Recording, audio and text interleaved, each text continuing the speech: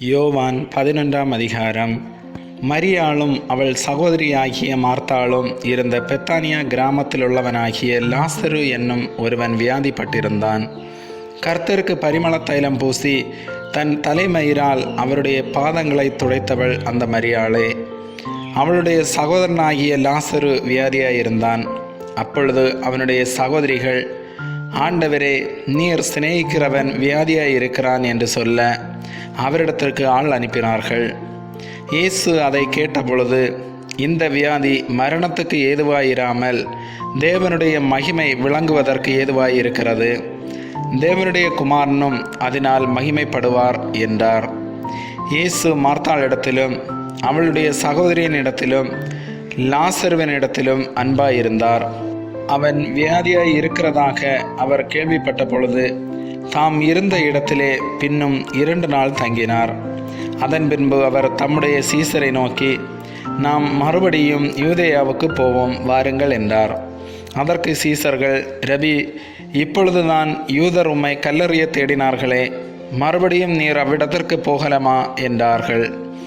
இயேசு பிரதியுத்தரமாக, பகலுக்கு 12 மணி நேரம் இல்லையா? ஒருவன் பகலிலே நடந்தால் அவன் இந்த உலகத்தின் வெளிச்சத்தை காண்கிறபடியினால் இடரமாட்டான். ஒருவன் இரவிலே நடந்தால் தன்னிடத்தில் வெளிச்சம் இல்லாதபடியினால் இடறுவான் என்றார். இவைகளை அவர் சொல்லிய பின்பு அவர்களை நோக்கி, நம்முடைய சிநேகிதனாகிய லாசரு நித்திரையடைந்திருக்கிறான், நான் அவனை எழுப்பப் போகிறேன் என்றார். அதற்கு அவருடைய சீசர்கள், ஆண்டவரே, நித்திரையடைந்திருந்தால் சுகமடைவான் என்றார்கள். இயேசுவானவர் அவனுடைய மரணத்தை குறித்து அப்படி சொன்னார். அவர்களோ நித்திரை செய்து இளைப்பாறுகிறதை குறித்து சொன்னார் என்று நினைத்தார்கள். அப்பொழுது இயேசு அவர்களை நோக்கி, லாசரு மரித்து போனான் என்று வெளிப்படையாய் சொல்லி, நான் அங்கே இராததினால் நீங்கள் விசுவாசம் உள்ளவர்களாகிறதற்கு ஏது உண்டென்று உங்கள் நிமித்தம் சந்தோஷப்படுகிறேன். இப்பொழுது அவனிடத்திற்கு போவோம், வாருங்கள் என்றார்.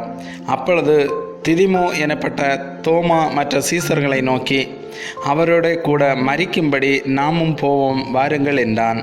இயேசு வந்தபோது அவன் கல்லறையில் வைக்கப்பட்டு 4 நாளாயிற்று என்று கண்டார். பெத்தானியா ஊர் எருசலேமுக்கு சமீபமாய் ஏறக்குறைய 2 மைல் தூரத்தில் இருந்தது. யூதரில் அநேகர் மார்த்தாள், மரியாள் என்பவர்களுடைய சகோதரனை குறித்து அவர்களுக்கு ஆறுதல் சொல்லும்படி அவர்களிடத்தில் வந்திருந்தார்கள். இயேசு வருகிறார் என்று மார்த்தாள் கேள்விப்பட்ட போது அவருக்கு எதிர்கொண்டு போனாள். மரியாளோ வீட்டிலே உட்கார்ந்திருந்தாள். மார்த்தாள் இயேசுவினிடத்தில் வந்து, ஆண்டவரே, நீர் இங்கே இருந்தீரானால் என் சகோதரன் மரிக்க மாட்டான். இப்பொழுதும் நீர் தேவனிடத்தில் கேட்டுக்கொள்வதுவோ அதை தேவன் உமக்கு தந்தருள்வார் என்று அறிந்திருக்கிறேன் என்றாள். இயேசு அவளை நோக்கி, உன் சகோதரன் உயிர்த்தெழுந்திருப்பான் என்றார். அதற்கு மார்த்தாள், உயிர்த்தெழுதல் நடக்கும் கடைசி நாளிலே அவனும் உயிர்த்தெழுந்திருப்பான் என்று அறிந்திருக்கிறேன் என்றாள். இயேசு அவளை நோக்கி, நானே உயிர்த்தெழுதலும் ஜீவனுமாயிருக்கிறேன். என்னை விசுவாசிக்கிறவன் மரித்தாலும் பிழைப்பான். உயிரோடு இருந்து என்னை விசுவாசிக்கிறவனவனும் என்றென்றைக்கும் மரியாமலும் இருப்பான். இதை விசுவாசிக்கிறாயா என்றார். அதற்கு அவள், ஆம் ஆண்டவரே, நீர் உலகத்தில் வருகிறவரான தேவகுமாரனாகிய கிறிஸ்து என்று நான் விசுவாசிக்கிறேன் என்றாள். இவைகளை சொன்ன பின்பு அவள் போய் தன் சகோதரியாகிய மரியாளை இரகசியமாய் அழைத்து, போதகர் வந்திருக்கிறார், உன்னை அழைக்கிறார் என்றாள். அவள் அதை கேட்டவுடனே சீக்கிரமாய் எழுந்து அவரிடத்தில் வந்தாள்.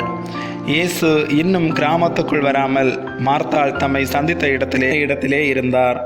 அப்பொழுது வீட்டிலே அவளுடனே கூட இருந்து அவளுக்கு ஆறுதல் சொல்லி கொண்டிருந்த யூதர்கள் மரியாள் சீக்கிரமாய் எழுந்து போகிறதை கண்டு அவள் கல்லறையின் இடத்தில் அழுகிறதற்கு போகிறாள் என்று சொல்லி அவளுக்கு பின்னே போனார்கள். இயேசு இருந்த இடத்தில் மரியாள் வந்து அவரை கண்டவுடனே அவர் பாதத்தில் விழுந்து, ஆண்டவரே, நீர் இங்கே இருந்தீரானால் என் சகோதரன் மரிக்க மாட்டான் என்றாள். அவள் அழுகிறதையும் அவளோட கூட வந்த யூதர்கள் அழுகிறதையும் இயேசு கண்டபோது ஆவியிலே கலங்கி துயரமடைந்து, அவனை எங்கே வைத்தீர்கள் என்றார். ஆண்டவரே, வந்து பாரும் என்றார்கள். இயேசு கண்ணீர் விட்டார். அப்பொழுது யூதர்கள், இதோ இவர் அவனை எவ்வளவாய் சிநேகித்தார் என்றார்கள். அவர்களில் சிலர், குருடனுடைய கண்களை திறந்த இவர் இவனை சாகாமல் இருக்க பண்ணவும் கூடாதா என்றார்கள். அப்பொழுது இயேசு மறுபடியும் தமக்குள்ளே கலங்கி கல்லறையினிடத்திற்கு வந்தார். அது ஒரு குகையாயிருந்தது. அதன் மேல் ஒரு கல் வைக்கப்பட்டிருந்தது. இயேசு, கல்லை எடுத்து போடுங்கள் என்றார். மரித்தவனுடைய சகோதரியாகிய மார்த்தாள் அவரை நோக்கி, ஆண்டவரே, இப்பொழுது நாருமே 4 நாளாயிற்றே என்றாள். இயேசு அவளை நோக்கி, நீ விசுவாசித்தால் தேவனுடைய மகிமையை காண்பாய் என்று நான் உனக்கு சொல்லவில்லையா என்றார். அப்பொழுது மரித்தவன் வைக்கப்பட்ட இடத்திலிருந்த கல்லை எடுத்து போட்டார்கள். இயேசு தம்முடைய கண்களை ஏறெடுத்து, பிதாவே, நீர் எனக்கு செவி கொடுத்தபடியினால் உம்மை ஸ்தோத்தரிக்கிறேன். நீர் எப்பொழுதும் எனக்கு செவி கொடுக்கிறீர் என்று நான் அறிந்திருக்கிறேன். ஆனாலும் நீர் என்னை அனுப்பினதை சூழ்ந்து நிற்கும் ஜனங்கள் விசுவாசிக்கும்படியாக அவர்கள் நிமித்தம் இதை சொன்னேன் என்றார். இவைகளை சொன்ன பின்பு, லாசருவே, வெளியே வா என்று உரத்த சத்தமாய் கூப்பிட்டார். அப்பொழுது மரித்தவன் வெளியே வந்தான். அவன் கால்களும் கைகளும் பிரேத சீலைகளினால் கட்டப்பட்டிருந்தது. அவன் முகமும் சீலையால் சுற்றப்பட்டிருந்தது. இயேசு அவர்களை நோக்கி, இவனை கட்டவிழ்த்து விடுங்கள் என்றார். அப்பொழுது மரியாளிடத்தில் வந்திருந்து இயேசு செய்தவைகளை கண்டவர்களாகிய யூதர்களில் அநேகர் அவரிடத்தில் விசுவாசமுள்ளவர்களானார்கள். அவர்களில் சிலர் பரிசேயரிடத்தில் போய் இயேசு செய்தவைகளை அவர்களுக்கு அறிவித்தார்கள். அப்பொழுது பிரதான ஆசாரியரும் பரிசேயரும் ஆலோசனை சங்கத்தை கூடிவர செய்து, நாம் என்ன செய்கிறது? இந்த மனுஷன் அநேக அற்புதங்களை செய்கிறானே. நாம் இவனை இப்படி விட்டுவிட்டால் எல்லாரும் இவனை விசுவாசிப்பார்கள். அப்பொழுது ரோமர் வந்து நம்முடைய ஸ்தானத்தையும் ஜனத்தையும் அழித்து போடுவார்களே என்றார்கள். அப்பொழுது அவர்களில் ஒருவனும் அந்த வருஷத்து பிரதான ஆசாரியனுமாகிய காய்பா என்பவன் அவர்களை நோக்கி, உங்களுக்கு ஒன்றும் தெரியாது. ஜனங்கள் எல்லோரும் கெட்டு போகாதபடிக்கு ஒரே மனுஷன் ஜனங்களுக்காக மரிப்பது நமக்கு நலமாயிருக்கும் என்று நீங்கள் சிந்தியாமல் இருக்கிறீர்கள் என்றான்.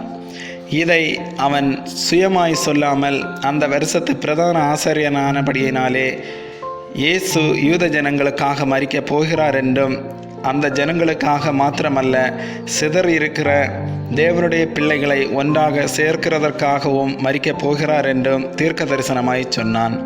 அந்நாள் முதல் அவரை கொலை செய்யும்படிக்கு ஆலோசனை பண்ணினார்கள். ஆகையால் இயேசு அதன் பின்பு வெளியரங்கமாய் யூதருக்குள்ளே சஞ்சரியாமல் அவ்விடம் விட்டு வனாந்தரத்துக்கு சமீபமான இடமாகிய எப்ராயிம் எனப்பட்ட ஊருக்கு போய் அங்கே தம்முடைய சீசருடனே கூட தங்கியிருந்தார். யூதருடைய பஸ்கா பண்டிகை சமீபமாயிருந்தது. அதற்கு முன்னே அநேகர் தங்களை சுத்திகரித்து கொள்ளும் பொருட்டு நாட்டிலிருந்து எருசலேமுக்கு போனார்கள். அங்கே அவர்கள் இயேசுவை தேடிக்கொண்டு தேவாலயத்தில் நிற்கையில் ஒருவரை ஒருவர் நோக்கி, உங்களுக்கு எப்படி தோன்றுகிறது? அவர் பண்டிகைக்கு வரமாட்டாரோ என்று பேசிக்கொண்டார்கள். பிரதான ஆசாரியரும் பரிசேயரும் அவரை பிடிக்கும்படி யோசித்து, அவர் இருக்கிற இடத்தை எவனாவது அறிந்திருந்தால் அதை அறிவிக்க வேண்டும் என்று கட்டளையிட்டிருந்தார்கள். ஆமென்.